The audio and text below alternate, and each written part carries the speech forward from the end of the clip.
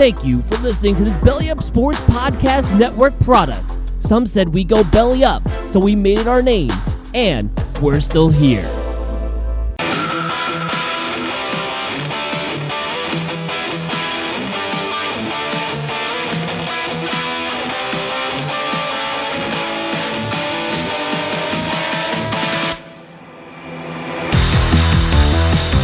Welcome back to another great episode of Scoreboard Addicts podcast.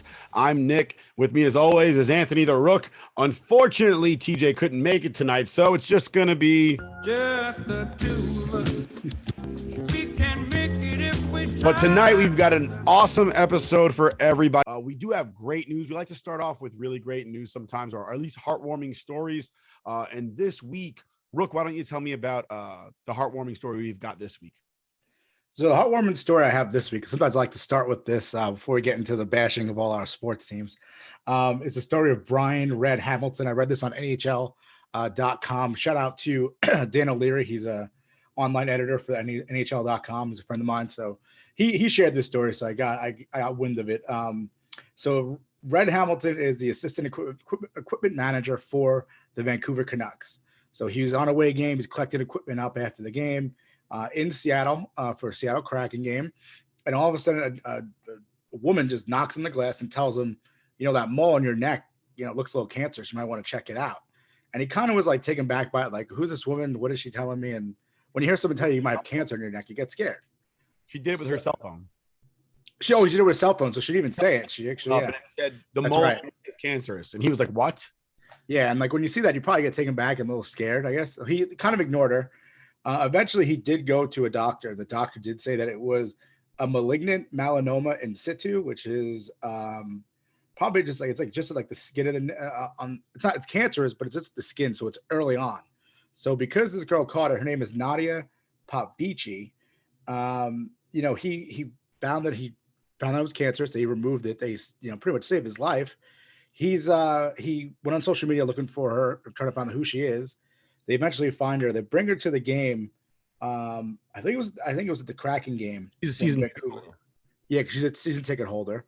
And then they awarded her a $10,000 scholarship for her med school because she's in med school right now. Just an incredible story. Just one of those things where when it comes to kindness, I always say, or the saying is, I don't always say it, but the saying is kindness is free. So, it takes very little to be kind to someone. And Nadia went above and beyond, being a season ticket holder, didn't have to do anything, but went above and beyond her humanly, duties to anybody else, and said, "Listen, get that checked out." It turns out, she saves the life of a father, a husband. He's got one daughter. Just an incredible story, and good for both Nadia and good for both, Red Hamilton as well and his family. Clap it up for Nadia. Yeah. I love the story. What I really loved about it was he took it to the Vancouver Canucks media team and was like, I need to find this woman because I don't know who she is. Everybody's got masks. I don't know what she looks like. Everybody's got masks on. I had a very short interaction with her, but she saved my life. And they took it to social media. The Seattle Kraken then took it to social media. And the girl's mother was like, that's my daughter. Oh, wow. And the girls in one of the Seattle Kraken fan pages, the mother was the one that was like, that's my daughter, and then reached out to her daughter, and they reconnected when the Canucks were playing the Kraken later, which was really cool. Real cool. People helping people is powerful stuff. Exactly, it is, and that's pretty much what I was saying. Kindness is free; it doesn't cost anything. Do something nice for a stranger, and sometimes it doesn't have to be. You don't have to be rewarded for it. Do it out of the kindness of your heart. Sometimes you do get rewarded, like Nadia did. And it's a good thing because obviously she's one of those people who were, as a doctor, she already shows that she could help people. So I think her going forward is going to be a positive thing for her in her life. Yeah, absolutely. I like hearing it. I love hearing it. It just, and I love that. It's just he's the assistant equipment manager. Not so much to hear about all the time, but he's just as important. Mm-hmm. Right now, the Rangers equipment manager is dealing with cancer. Yeah. And we wish him the best as well. Yeah. Cancer sucks. NFL Week 17 playoff implications coming into the final week of the season. Rook, what do you got for me? We just saw Monday the Steelers all but I'm pretty sure that the Browns at this point are now eliminated from playoff contention. They're eliminated. Yep. And the Steelers, I think if they win, they're in, but they need a little help too, right? So talk to me about that. I think the Steelers do need a little help. Most of the seeds are actually locked away. I think out of because what is it now, 14 teams? Yeah. I think like out of 12 or the 14 are already set. So there's only a couple, the seeding purposes still going on.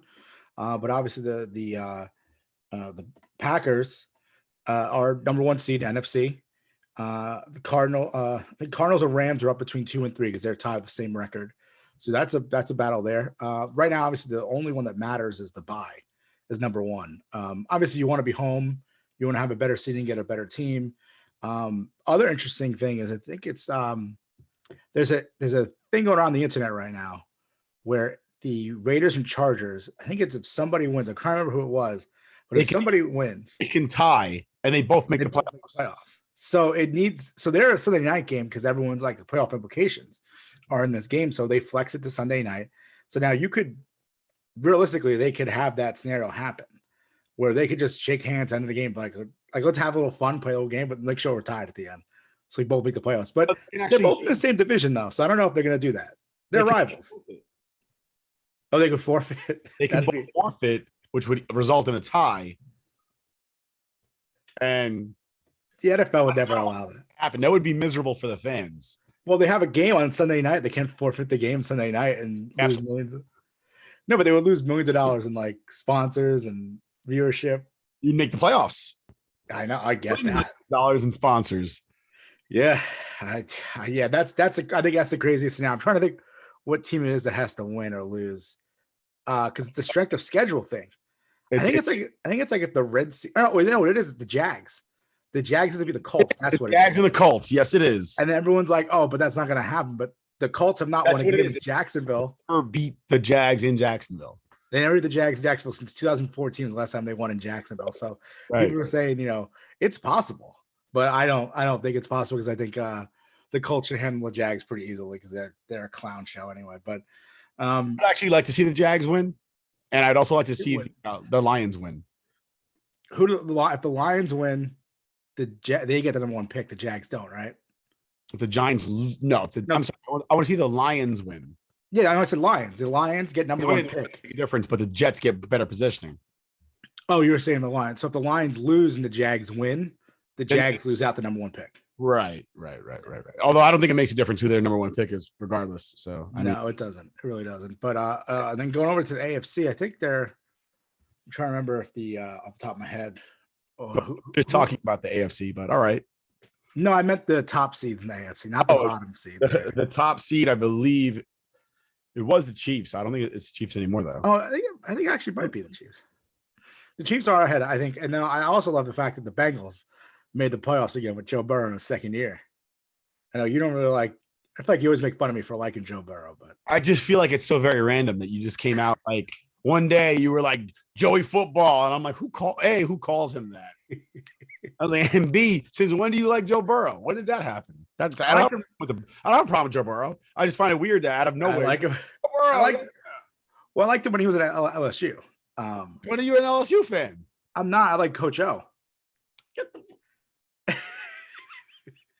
This guy shenanigans. Come on, how do you not like Coach O? Coach O's the man. Watch, this is me not liking Coach O.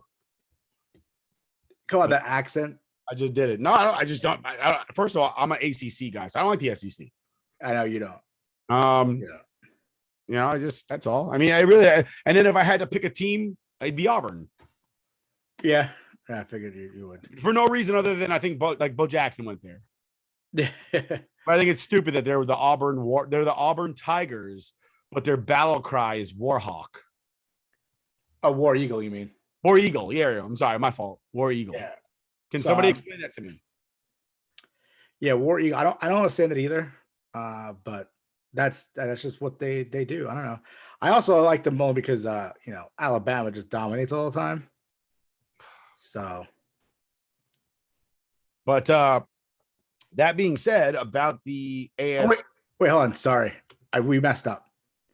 The Chiefs are number 2. The Titans have number 1 overall. I was like, I don't think the Chiefs are number 1. Yeah, And the Titans. good point right now. I just want to bring this up. We now have an intern with us, Sal. If you're out there listening, Sal will start with us next week. And this is why we need Sal, so that we can get our. When we say stupid things, Sal can shoot us a message and go, "Hey guys, I don't know if you know this, but you weren't paying attention to all 45 of these sports with their 40,000 participants, and you got that little tidbit wrong." That's why we have Sal, so that Sal can square us away when we say stupid things. So, as I'm saying this, because we obviously messed this all up, was that there are 3 playoff berths available. So far, the people who've clinched are Packers, Rams, Bucks, Cowboys, Cardinals, Eagles. So pretty much the NFC East, or the NFC in general. That's the NFC. It says 1 playoff berth available, but I don't. The 49ers are because there's the NFC West. No. Now this is confusing me here. But anyway, the Titans, Chiefs, Bengals, Bills, Patriots are all in on the AFC side.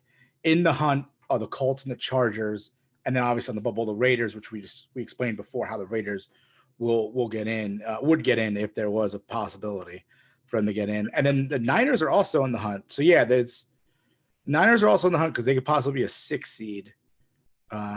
Eagles are clinched already. They're going to be a wild card either way. So I think the wild card is the second wild card in the NFC is the only thing up for, available.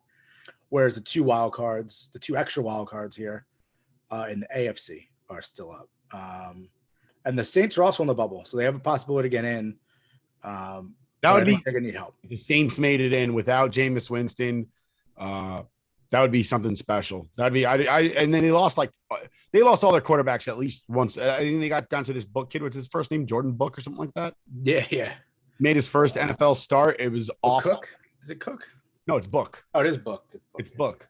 And he an awful start. It was really bad. But the mere fact that they had to resort to him and somehow still in the playoff hunt is impressive. I don't know if that says a lot about them or a lot about the NFC, but it says something. Well, they're 8-8, so that extra game gives them the extra week, gives them a chance. Week 17, wreaking havoc on the NFL. Yeah. I mean, this is uncharted territory before. This is the first time we ever had an 18-week season, so that's exciting. Obviously, it's keeping the playoff races a little, somewhat alive because there's only 3 more spots. I felt like it was chaos with those 5 or 6 spots. So half the spots are still up for grabs, but it should be fun. This Colts, Chargers, Raiders scenario is worth it. Yeah, that is worth it. It is worth it. I want the Colts to lose just so that it's nothing personal, Indianapolis. It's not it's not you, it's me. I want them to lose just so I can see the Raiders and the Chargers look at each other like, should we do it? Yeah, should we do it? I actually would love if they just they held the game and ran through the finish line together. Yeah, I would just love if they actually played the game. Just kept taking a knee. And then they would scoring touchdowns, just going back and forth, making it somewhat competitive, make it fun, but then be last play of the game, just score. Just go ahead and tie the game up. I don't want it to be fun at all. I want it to be like the finger poke of death in WCW. That was for you, Sal. That was for you. That was some old school wrestling, the finger poke of death. I want Kevin Nash to poke Hulk Hogan in the chest, Hulk Hogan to poke Kevin Nash in the chest and watch him take a dive and watch everybody just watch their faces melt, see the chaos ensue. Some people just want to watch the world burn. And that'd be you. That's me, man. That is me. What would Chris Collinsworth and Al Michaels do in that moment? I don't know. We saw a lot out of bowl games. This is kind of very similar, isn't it? Yeah, it's true. It is. Kirk Herbstreit might lose his damn mind. That being said, moving forward, Antonio Brown and more data just came out literally 10 minutes ago. His camp just released their statement with regard to the situation that took place on Sunday as the Tampa Bay Buccaneers played the New York Jets in a very, very close game. Without getting into too much of what he wrote, because it was very long, a very long statement. The long and short of it is that Antonio Brown basically broke his ankle and was playing on a fractured ankle, right? Whether you want to sit there and try and make a medical distinction between a crack, a break, and a fracture, last time I checked, a fracture is a break. It's just not a total break. Yeah. So he has a broken ankle. He tells his coaches, my ankle really, really hurts. I can't play anymore. And basically, Bruce Arians and the Buccaneers staff said, well, either you're going to go on the field and play right now or you're cut. And he said, well, then I'm cut, took off his shoulder pads, threw them on the bench, took off his shirt, threw it in the seats, took off his gloves, threw them in the seats, and basically chucked deuces to the world and rode off into the sunset. Now, it looked weird. And of course, because it's Antonio Brown, everybody kind of chalked it up to Antonio Brown being Antonio Brown. But as of today, he released a statement saying the entire Buccaneers organization knew that he was injured, could not play, and we're trying to force him to play. What are your thoughts on that, Rook? My only problem is if he wasn't skipping and running off to the locker room, it's a little hard to believe that he was cracked ankle or not. I mean, I've torn a ligament in my ankle. I wasn't able to skip around and run. And a torn ligament's nothing like a fracture. I thought that was weird too. Very weird. So I don't know. I'm not trying to say it's suspect, I will say. I'm not trying to call him a liar, but it's suspect. The fact that he was able to skip off, spit deuces up in the air, put it up there, and then be like, all right, I'm going to jog around to the locker room. So, yeah, he did a couple of jumping jacks on his way to the locker room. They gave him an extremely strong and dangerous painkiller. That's their excuse about why he was running around. He was able to run around. Yeah, I guess so. Yeah. It's safe. I guess that was his ration. I mean, listen, I'm not Antonio Brown. I like to think I have a very high pain threshold as well. But there's the old football adage is between being hurt and being injured. If you're hurt, you can play. If you're injured, you can't. If he says he was injured, I'm in no position to argue with him. I think again, this became like a weird thing because it's Antonio Brown. Were it anybody else, they probably wouldn't have made a spectacle as they left the field of play. No, of course not. But things happen. All right, that's good. So moving forward from what we've just discussed, we're going to talk about, so Jalen Hurts avoids the Washington, I guess it's a police railing, collapsing and damaging him. It wasn't even police railing. It was like part of their stands, like their seating. I think it was. I saw a picture of it and it looked like they zip tied police railing to their stands. Well, that's just ridiculous. And I the crazy part is, it's very reminiscent of at the old vet, which was just disgusting mockery of a stadium. Yeah. I remember like 20 fans falling through a railing and like dying, and it killed like the stadium. Like everybody died that day. It was crazy. Yeah, that's great. I was saying, if you're an Eagles fan, you're watching that, you're like, damn, he's got good feet work, because he really avoided that. He knows how to he knows how to keep a pocket clean, get out of trouble and some pressure. It's like he had some pressure coming in. He was like, this is nothing. I handle this all the time. But no, it was cool. It was actually, it sucked that it happened, but it was cool to see him that he reached down and was helping people up and was actually caring about them. And then he basically was like, hey, Washington, fix your goddamn stadium. I saw he released a whole statement to the NFL and Washington football team. Seriously.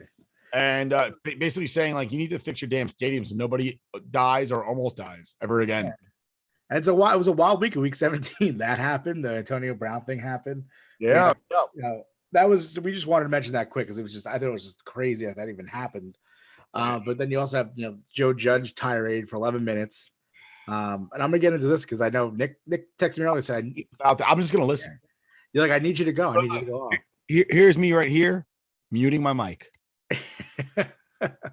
Well, I'm not going to go too much into because I already yelled at Joe Judge and Nick throughout the entire season. But I mean, basically, this thing, he comes out, he has this whole, I'm not a clown show organization.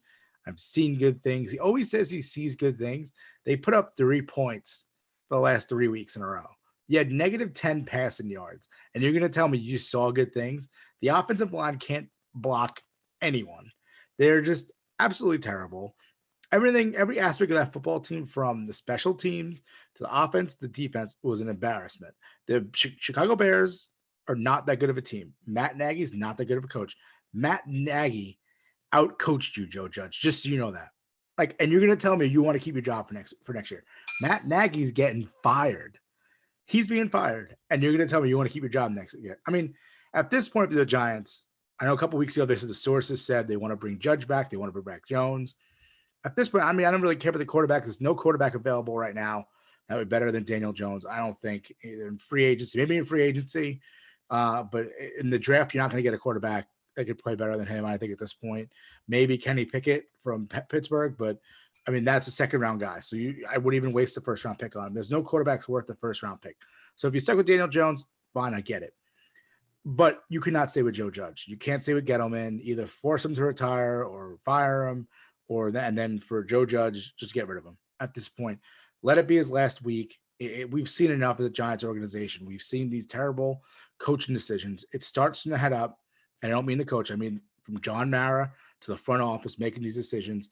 A horrible GM, pick with Gettleman. I mean, he hasn't made any real draft picks that hit in the last couple of years. You also don't have, with Joe Judge, you had McAdoo, who did make the playoffs his first year, but even then the offense was so stingent when it came to trying to get points on the board. I mean, McAdoo, horrible. He was fired midway through the year. Then you bring in Pat Shurmur. He's horrible. And then you have Joe Judge, they almost made a playoff last year only because the NFC East was so weak that Joe Judge almost snuck into the playoffs. So everyone's like, oh, this guy's pretty good because he almost got them into a playoffs. But they were 6-10. I mean, that's not a winning record. He's 10-22 right now. He's probably going to end up being 10-23. Enough is enough at this point. And the news today was that the sources originally were that, Chicago Bears would be getting into Jim Harbaugh. And now it's going to be that Jim Harbaugh might go to the Giants. He said he's interested in the Giants if the job is available. If I'm the Giants organization, I'm making that phone call. I'm going to see if Jim is actually interested. I'm going to bring him in, talk to him, interview him, whatever you can, because that's an attractive – New York Giants, despite them being terrible, they're still an attractive landing spot for coaches. So at this point, you got to go – I know you're giving me that look, but it is. The New York Giants historically have been such a great franchise ever since, John Mara took over, not so much. They do have that one Super Bowl. But, I still think it's an attractive landing spot. Looks like I just hate I just hate Jim Harbaugh. Oh, I get that, but he's a guy who's proven himself in the NFL before. Yeah, he's gone with these guys who have not been able to coach in the NFL. At least with him, it's a guy who's proven himself. He's been to Super Bowl. He's been 3 NFC championships. I think that's the move at this point. You can't stick with Joe Judge. It's an embarrassment. I think fans are tired. Because it's a clown show organization. Guess what, Joe? It is. I'm going to call you Joe. I'm not going to say Joe Judge. It is a clown show organization. It's right now. It's not been fun to be a Giants fan. I know we've had Super Bowls. He's the ringleader of the clown show. What's that? He's the ringleader of the clown show. He's the ringmaster of the clown show. I mean, it's unbelievable, but that's the reason why I ran in the Giants. I mean, I'm just sick and tired of it. I'm sick and tired of these horrible picks. The front office needs to be better, and Joe Judge has to go. That's it. I'm done with this. Do you have any problems with his philosophy overall? Yeah. What is his philosophy? What is it? I understand. Somebody called him Ryan Clark. Destroyed him. You showed me that. Yeah. First take. I agree. And he called him Timmy Tough Guy. So that's the thing too. Like the press conferences. Yeah. Like what is his culture? Like the culture. You always talk about coaches and good culture. And his culture has basically been, there's been reports of him over in spring training. He would go up to a veteran player and drop and be like, hey, give me 10 push-ups right here. Like just trying to prove himself. I get he's a young guy. I think he was like 35 when he was hired at 36. He's a little younger than most coaches, but you don't have to prove yourself that way. Like Sean McVay is a very good coach. He was 33, 34 when he was hired. I'm sure he was not dropping guys in the middle of the hallway saying, get watch give me 10. Those guys, if you watch the Rams, they love playing for Sean McVay. I feel like the same way about Robert Saleh a little bit. I imagine that if one of his players dropped down and give push-ups, he'd be like, we're going to drop down and do some push-ups. Yeah. The two of us. Yeah. I mean, he had 2 players retired in the middle of spring training. I keep calling it spring training, but training camp. Yeah. And then another player quit the team randomly. I'm not going to sit here and try to say Kelvin Benjamin is a big loss. He's not. But then again, when you look at the offense the way it is, he might have been a boon by comparison to what they got. At that point, you can't really lose anybody. It's horrific. It's everything that Kadarius Toney was a horrible pick. First rounder, could have done something else with. I get the guy they wanted was gone, but you could have done better with it. What was that? They could have had Elijah Moore. Yeah, they could have. Yeah, they could have had Elijah Moore, and he's a pretty good receiver right now. And I mean, it's just every decision they make has been horrible. The picks don't hit, and it's just frustrating. Need to clean the house and then get this thing back on the right track here. Absolutely. Moving on from the very disappointing Joe Judge, and my last 2 cents about Joe Judge. I feel like a lot of Josh McDaniels there. The Bill Belichick tree where guys come out and they think that they can be dickhead like Bill is. Mm-hmm. Bill was a bit of a dickhead with a reputation, and then went on to win to further his dickheadedness. Excuse the lisp. I don't think that Joe Judge has earned that. You can't do that. You can't be a dickhead and lose. Yeah, you can't win. You can't be a dickhead and lose. Yeah, I agree. Not gonna like it. Perfect ending for that segment of the Giants. You can't be a dickhead and lose. So the Jets nearly beat the Bucks. Okay. Controversy upon controversy, and I wish TJ was here because he would get more fired up about it than I am. I wasn't mad. 2 reasons I wasn't mad. I was at the Ranger game. They won 4-0 against a very good Lightning team, and I was drunk. And so I wasn't mad. Also, it doesn't fuck up a draft pick. I wanted the Jets to win solely because it makes my quarterback feel good about himself. And I think that building up Zach Wilson is the most important thing the Jets can do moving forward at all. Zach Wilson, every day he feels good about being quarterback of the New York Jets is a positive, and we've seen a lot of growth from Zach Wilson. A lot of people had a problem with going forward on 4th and 2. You could have just kicked the field goal and tied gone up by a touchdown. You were up by 4. You could have gone up by a touchdown at that point. I don't think Robert Saleh had faith and trust in his defense to go up by a touchdown and not give up a touchdown with 2 minutes left in the game on the ensuing drive. I honestly think that's what it came down to. Ultimately, Zach Wilson fails on the conversion and the world implodes on SNY. And you've got guys like Willie Colon and Bart Scott and Leger Douzable basically saying that Zach Wilson has a character flaw, that he's selfish, and that he could have made a different call to win the game for his team, but he was more interested in winning the game, in himself winning the game for his team. Now, I wouldn't have a problem with that, except for the fact that Zach Wilson, at this point in his career, has been nothing but a model citizen. And if you look at his social media, the only things that he ever posts are about his teammates. He never sits there and posts anything about himself unless he fails. When he fails, he's the first one to stand up and go, I failed. When something good happens, he's the first one to cast the light on a teammate. Furthermore, the bigger problem that I have with specifically Bart Scott and Willie Colon complaining about selfishness, we can go to an article written by the New York Post's Brian Costello. If anybody knows me, I am not an advocate for any type of media whatsoever, because I don't feel like the public media is trustworthy, righteous, or has any type of values or integrity. They're out for themselves and their business, and they'll create business if there's no business available. However, Brian Costello is completely right on this one, and he mentions a time, I don't recall the year, but Willie Colon's on the IR. Ryan Fitzpatrick completes a 15-yard pass for a first down. Willie Colon decides to start jaw-jacking with a member of the opposing team and draws a 15-yard personal foul while he's on the IR, costing his team 15 yards in a game he is not playing. If you want to talk about selfish, I would say that's selfish. You're not playing today.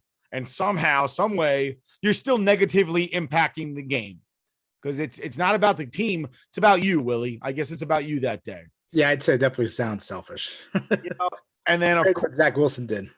And I will say I've really been going to the rails about this, and this is very personal for me. Brian Costello went to, and I'll quote the whole thing. Brian Costello went on to say, as for Bart Scott saying that Wilson has character flaws, maybe he should spend some time with Wilson before he starts commenting on his character. When Scott played, reporters were allowed in the locker room. I saw Scott give the middle finger to a photographer.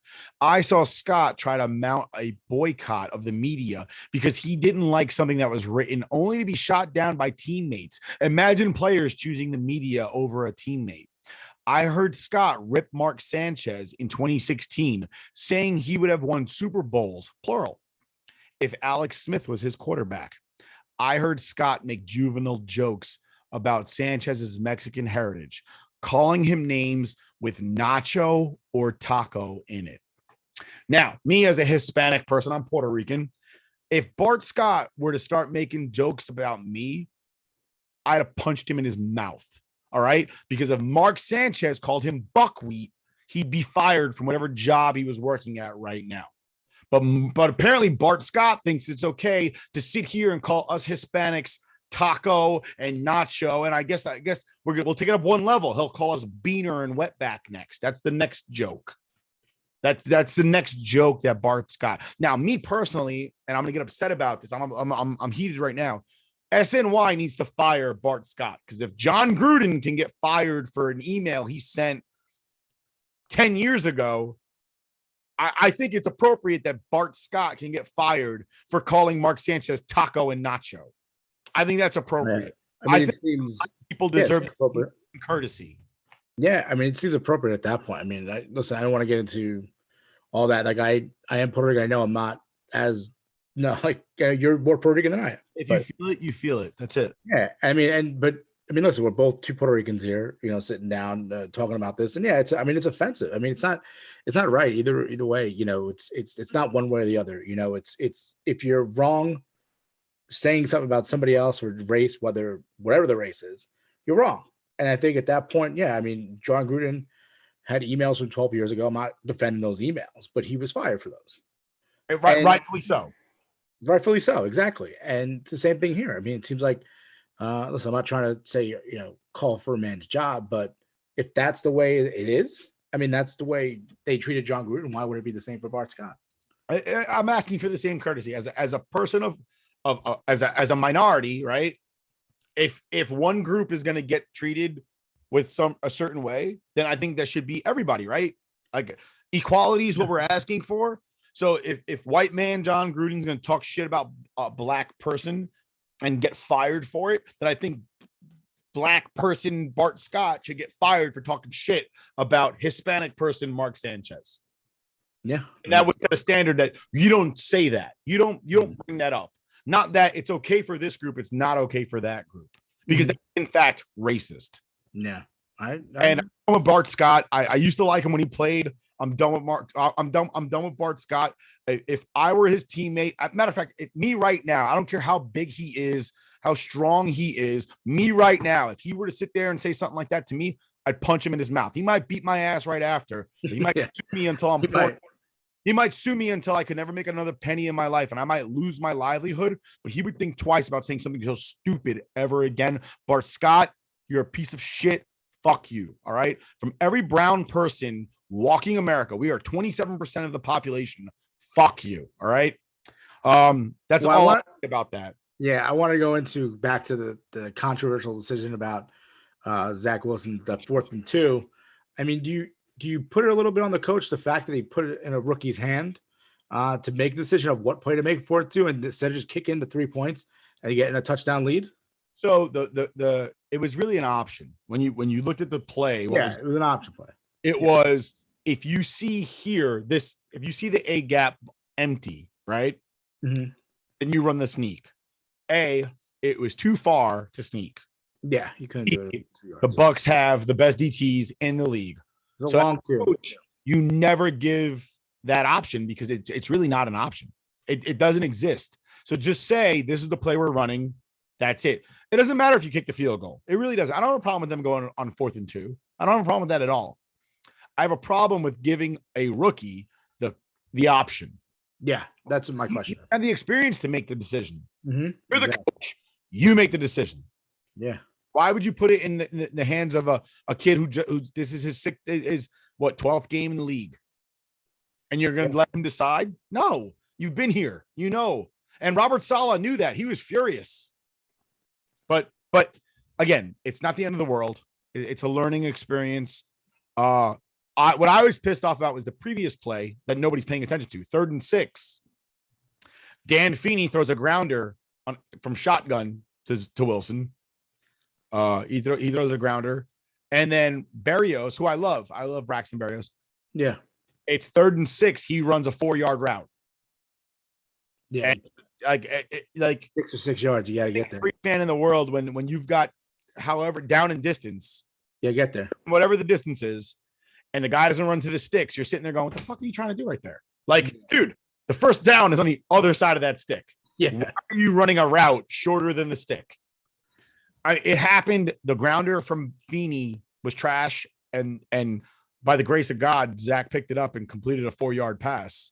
Yeah, it's better than nothing. The opposite of what could happen. Well, not only did Feeney throw a grounder, then he got slapped to the side and was completely irrelevant in the play at that point. And Zach's basically got hit as he threw a short.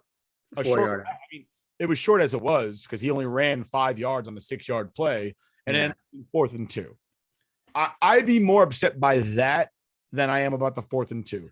The 4th and 2 is, hey, a rookie mistake. Yes, of course it is. 3rd and 6th, you had a veteran in Dan Feeney and a veteran in Braxton Berrios both make poor choices. And I think that's been the downfall of Zach Wilson throughout the season, is that when you're a young quarterback, I think that you end up, your best interest is to be Mac Jones, to be a game manager. And your veterans should lift you up as you progress down the range. And Robert Saleh lent quotes to that, saying that in 3 years, Zach Wilson will flip the bird to the offensive coordinator and say, "I'm taking control of this," because you have the experience to do that. But this year, I don't feel like the Jets veterans have really helped Zach Wilson as much as they could have. Mm-hmm. And if I watched the whole quarterback breakdown of every pass that he threw. And you see guys like Keelan Cole dropping passes on perfect passes. And you're kind of like, dude, really, man? That's a first down. You dropped it. Like, this kid's trying. It was a perfect play. He threw that ball before you broke. You couldn't ask for a better pass, and you don't catch it. And we've been seeing that all season long. And I mean, I can talk till I'm blue in the face about Zach Wilson and the struggles that he's had this season, but we don't have a long enough show for that. Yeah. And I do want to say, just last part, I'm not a Jet fan, but I think watching the Jets over the Giants, I mean, I think you guys got a good base right now. I think you have George Fant over there at left tackle. He's playing a lot better at a left tackle spot. Mekhi Beckley comes back next year, hopefully healthy. I think you guys got a good foundation right now. I think Robert Saleh, he's learning. And so Zach Wilson. But I mean, I would say you guys are more hopeful moving forward next year than the New York Giants are. Well, there's too many question marks in the New York Giants as opposed to the Jets have their guy right now. The biggest problem with the Giants is I think they have $3 million in cap space for next year. Yeah, that is a problem. That's a huge problem. And that's not dead cap space. That is dead cap space. I think they cut like maybe $8 million more. And it's $11 million in free agency to sign your rookies. First rounders and any free agents that want to go over that way. It's going to take at least 4 years before they become competitive from this season. Yeah. So, you're right. Well, just moving on. This story was one that, speaking of people calling out character and values of people, moving on from how, Bart Scott called Zach Wilson selfish and everything. So the Bears beat writer Hub Arkush, he went on to the 670, the Score in Chicago, And I've heard the interview, and I think the interview was just bonkers. I think this guy is out of his mind. He says that basically he's one of the 50 people who get to vote for MVP this year. And he said that he's not going to vote for Aaron Rodgers, who I think is the favorite to win the MVP right now, because he's a bad guy. He says that his values are not, I guess, not appropriate with someone who should be an MVP. I think at this point, some other stuff he said too is a little ridiculous too. He said that Aaron Rodgers tortured the Green Bay Packers fans in the offseason, and that the Packers had to get over everything ridiculous that Aaron Rodgers was doing. It's just, yeah. I mean, listen, if Aaron Rodgers to the Packers fan is torture, then what the hell am I going through as a Giants fan? You know, like, Aaron Rodgers, if you want to come torture me, yes, I'm all right with it. Zach Wilson can learn from you for a few years. Aaron Rodgers, please torture me. Torture me. He torched them with a 13-3 record, number one seed in the NFC, and they're Super Bowl favorites. So they have the bye too. So they have one game, and they have home field advantage throughout the playoffs. Obviously, the one seed. So I mean, the road through the NFC to get the Super Bowl has to go through Lambeau right now. That's a pretty good torture, if you're asking me. Lambeau Field, the frozen tundra. But then also the thing too is he was like, the guy, I don't know his name, but the 670 to score, the host he was very funny on the interview. I was laughing listening to it, but he basically was like, the Arkush said to him, the host said to our Hub, well, where are you taking values into? It's like off the field values into the most valuable player. And then he said, well, the word valuable is in it. And he's like, but those are not the same values, valuable towards values. He's like, it depends on what's playing on the field. And he's like, well, I just think he's a jerk. I think he's a bad guy. Now, mind you, Aaron Rodgers recently was on the Pat McAfee show. And he said he's never met Hub Arkush ever, like never shook his hand, never met him. So this guy is attacking Aaron Rodgers personally instead of just judging him about his play on the field, and has never met Aaron Rodgers. Never spoken to him. Never spoken to him. Not even never spoken to him. Never asked a question in a press conference, nothing. And Aaron Rodgers had said that he's a bum, basically. And, I kind of agree with Aaron Rodgers at this point. And he said that the reason why he's looking at him is that he's looking at the vaccinated standpoint. He's like, that's why Hub is not voting for me, because I wasn't vaccinated and I did this whole vaccination thing. I mean, it's just ridiculous at this point. It depends on the guys playing the field. That you shouldn't. Most valuable player is not most values player. You know what I mean? Like he took the word valuable into the wrong way. Rodgers said maybe they need to add another letter and maybe he's the most valuable vaccinated player. Yeah, that's what he said. Yeah. And it's just ridiculous. And listen, if you're voting because you're saying the guy's a bad guy, look, this kind of we were talking about the Hall of Fame last week's show. And that was the criteria in the Hall of Fame actually does state that you're supposed to have a good off the field presence too. You're supposed to be a good guy. Granted, some bad guys have gotten to the Hall of Fame. But I think Hall of Fame voters for the MLB, the Baseball Writers of America, have more of a argument to use the values off the field as opposed to someone who's voting for MVP in that season. Like if you're the best player that year, doesn't matter what your values off the field is, unless it's like obviously too far. I don't want to go too far. Back to the point where you're no longer a member of the NFL, shouldn't be winning the MVP. No, I shouldn't say there's no values whatsoever, but obviously crimes and stuff like that, but what he's comparing Aaron Rodgers' values should not eliminate him from being MVP is basically what my point is at this point. So, I mean, it's one of those absurd things. I think Hub or Kush, you should get your vote taken away because you don't deserve it anymore. That's it. Absolutely. Well, the bigger problem that I had overall was he admitted on the air that Aaron Rodgers would not receive his vote prior to the season even starting. Yes, that's right. He did say that too. He said, no matter what Aaron Rodgers does, I'm not voting for him. Yep. Now that's a problem. That it ruins the integrity of the award. And then another person said, I'm sorry, I can't recall who it was, but they posted that some players have incentive-laden contracts that says if you win MVP, you get an additional $10 million or whatever it is. Yeah, that's in there. I'm not saying that Aaron Rodgers needs it. I'm a blue-collar guy. I make less than $100,000 a year. Yeah. I'm not saying that Aaron Rodgers needs the extra $10 million, but I know that if somebody stood in the way between me and $10 million because they were worried about whether or not I got a shot that I did or did not want, we would have a discord. 100%. I'd go find them in the streets, and it would be like Sonny and the Godfather. All right.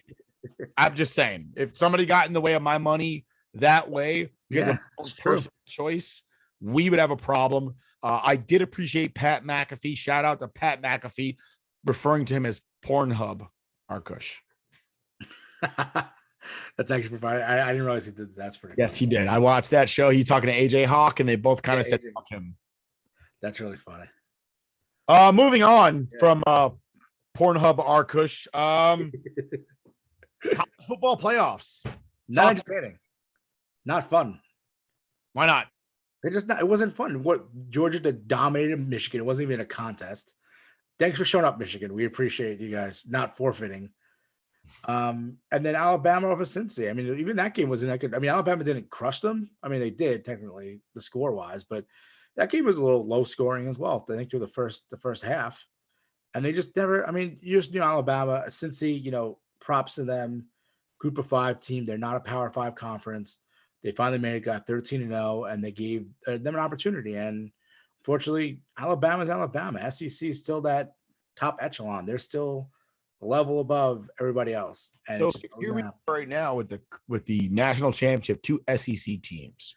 SEC, and it's typical of SEC. Maybe ACC has been in there a few times, Big Ten, but it's usually SEC games. And I think as a college football watcher, I think they need to get rid of the BCS, the AP, all that crap needs to go. And they need to get rid of the conferences as well and make divisions. Because it's getting to the point where these conferences don't even match the numbers that they're sporting. Like every week, the Pac-10 becomes the Pac-12, becomes the Pac-8. The Big 8 becomes the Big 8, but there's 14 teams in it. And then you're like, wait a second, my math is off. There's too many teams here. The Big 12. Big 12 is only 8 people, but the Big 12. Exactly. Everybody seems to want to be in the SEC right now. There's conversations about Florida State and Clemson joining the SEC. Yeah.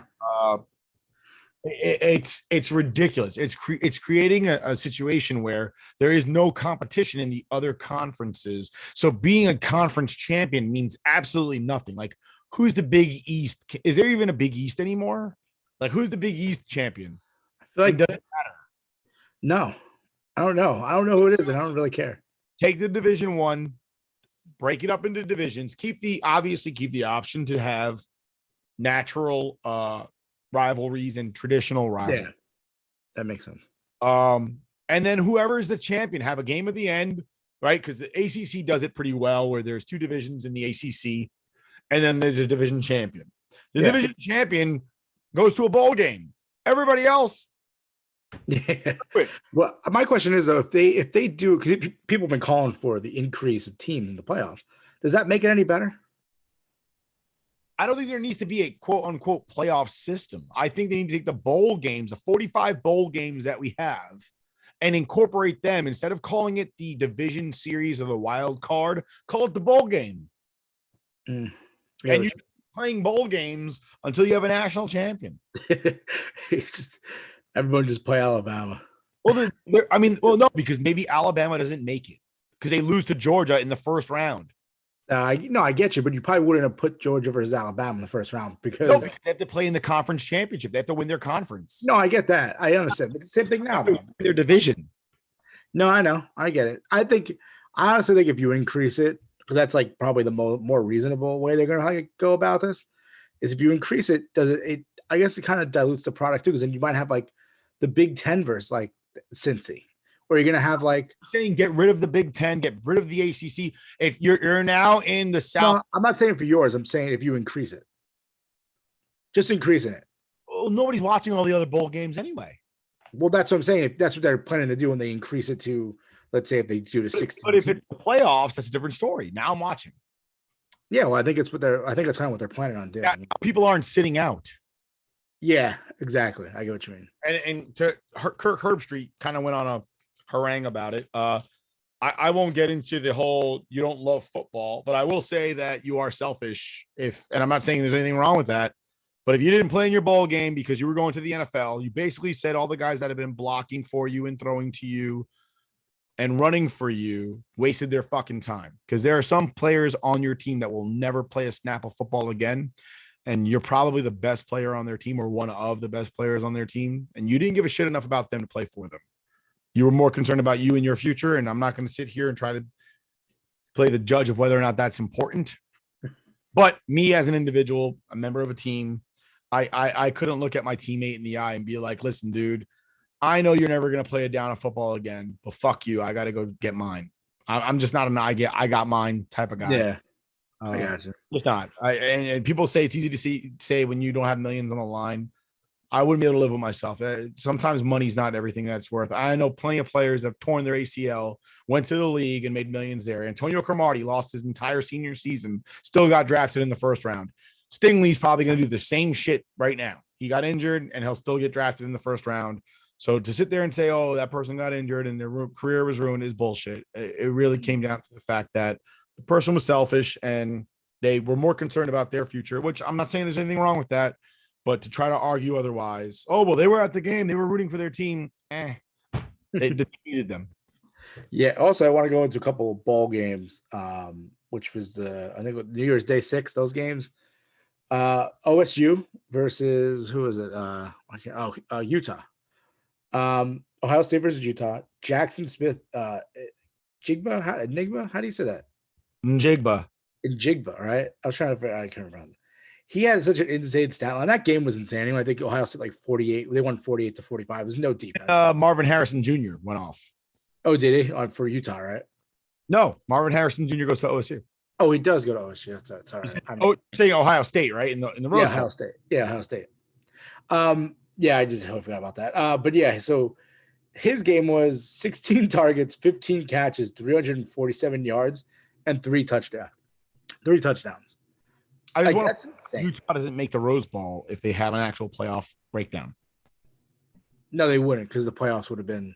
They would have used the Rose Bowl for like one of the conference championships. It would have been a semifinal. Yeah, 100%. It would have been a semifinal. Because the Rose Bowl, Big Daddy, there was the granddaddy of them all. Yeah. Amazing. There's some bowl games. Honestly, the 2 bowl games that would be the semis would probably be the Rose Bowl and the Sugar Bowl or something like that. Yeah. And then the other thing was a good game was the Notre Dame Oklahoma State game. Notre Dame was up 3 touchdowns, and they gave up 30 unanswered points to lose the game. It was like 28-7. Overrated all season. They almost lost opening day to Florida State. And Florida State did not this year. For you to almost lose to Florida State and still be considered a top-tier team, and that's how I know there's a bias for Notre Dame. Notre Dame has been trash since Rudy played there, okay? And they always have this top-tier like ranking for some unforeseen reason. And they also garbage. Lost to Cincy. Joe Montana was their quarterback. Yeah, and they lost to Cincy too earlier in the year.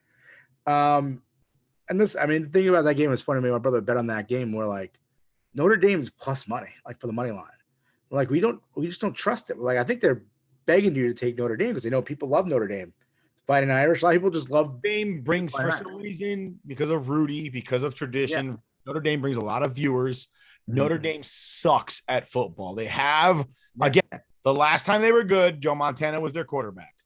Yeah, and it was funny because at the halftime, I was like, I guess they got us. We tried to outsmart the books by betting on Oklahoma State, and like next thing you know, we're like watching the game and we're like texting back and forth. We're like, oh wait, this is gonna happen. We're gonna win this bet, and we did. We bet the money line on it. It was a pretty favorable odds on it, and it was a good bet by us. But it was just one of those things where it was like we knew they were begging you to take Notre Dame because they gave you plus money for a team that everyone roots for, and we were like, we have to go the opposite on that. So that's a little gambling story, but. So moving on from college football, hockey returns back after the holiday break, COVID. Omicron knocked out hockey for about 10 days. Yeah, it was a miserable 10 days for anybody that likes hockey.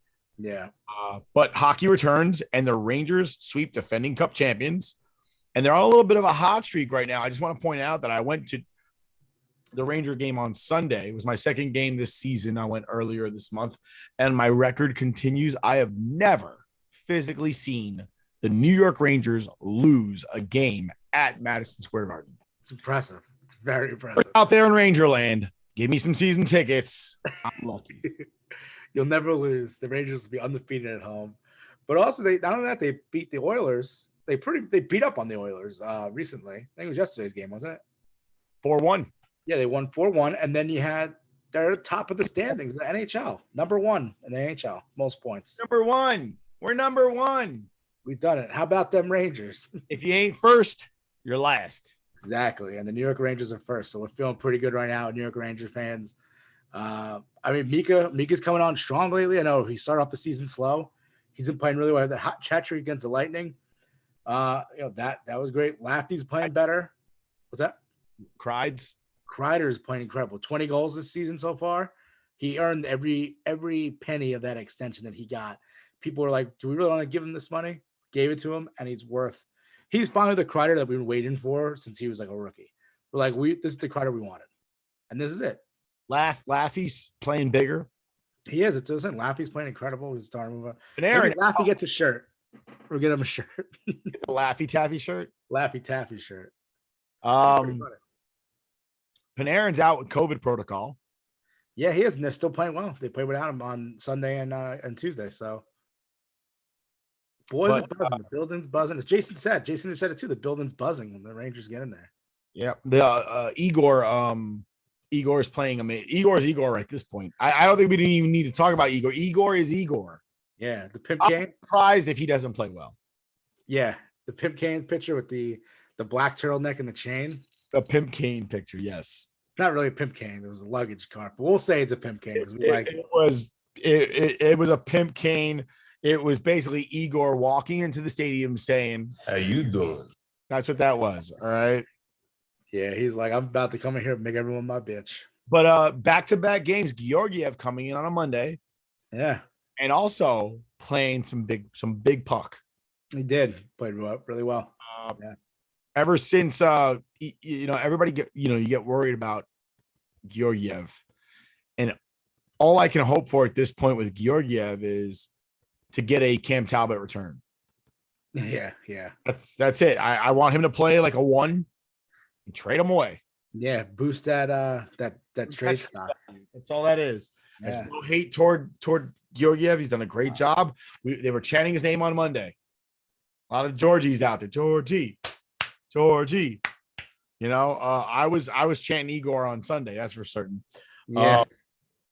But obviously he's gonna want a starting role at some point, and there's nothing wrong with that. And it is what it is. His value goes up. It's better for the Rangers overall. Lindgren's playing amazing. He's back on the ice, a presence on the ice. I'm still rooting for Reeves to get his first goal of the season. Yeah. Ryan Strome is lighting up he is lighting up the ice. I mean, he's doing it all right now. I mean, Adam Fox is being Adam Fox. Adam Fox, and Kakko is playing big. Yeah, he is. Kakko Tuesdays. Now, when I say he's playing big, I mean he's physically playing large. Yeah. He's playing like a big man. Like he put on 20 pounds in the offseason. And it looks Rangers are playing physical hockey, which is what we said last year. Remember, I think we ended up the season when we started the podcast about how they were just so weak. Tom Wilson ruined the Rangers. Yeah. And this year we're stronger. I mean, we're a physical team. They're playing physical. They're playing great hockey. And that's what you need. Like I said, last year we were talking about like how they were non-competitive. When it came to someone being tough, we had guys trying to get into fights. And it was like, who's going to step up the fight if there is a fight needed? Who's going to protect our stars here? And who was it? I think it was Lemieux, wasn't it last year? He stepped up. He was biting people. Yeah, now he's biting people. But he was stepping up. He was the only one. He's not really the guy that should be stepping up. And then we added guys like Reeves, and Reeves protecting, Panarin and, Laffy and Kakko. And that's what we need. I think Reeves also inspired somebody like Lindgren, who's also putting hits on. He is. He's putting physical. Love it. Love it. You gotta love that physical hockey. I love it. I think they're doing a great job. I'm excited. Hopefully they can keep it up. But we talked about how the NHL was put on pause for about 10 days because of COVID, and that has now affected world hockey. Yeah, the World Juniors were canceled. I think it was supposed to go on over that Christmas break sometime in late December. But it had to cancel it. And that sucks for those young guys. It's a juniors hockey league.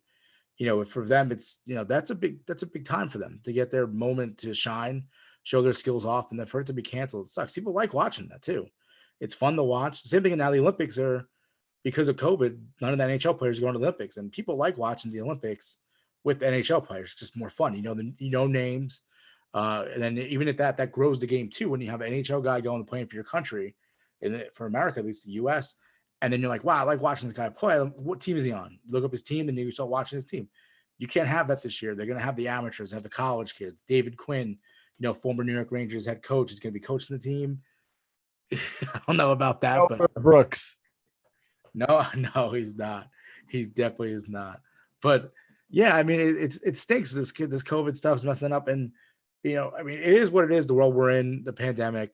I get it. It happens, but it's only a matter of time. I know we're getting off topic here again. Go back to football, but you're gonna have a football playoffs are coming on. You're gonna have someone who might be a star, who's a big name to someone's game, and he's not gonna be available to play because of COVID. And it's gonna put a little sour taste in a lot of people's mouths when they're watching the playoffs. It happened in fantasy playoffs. I had about 4 or 5 guys out with COVID, and I just got blown out in my finals. And I was one of the best teams throughout the entire year. So it happens. What's that? Were you though? I actually had the most points.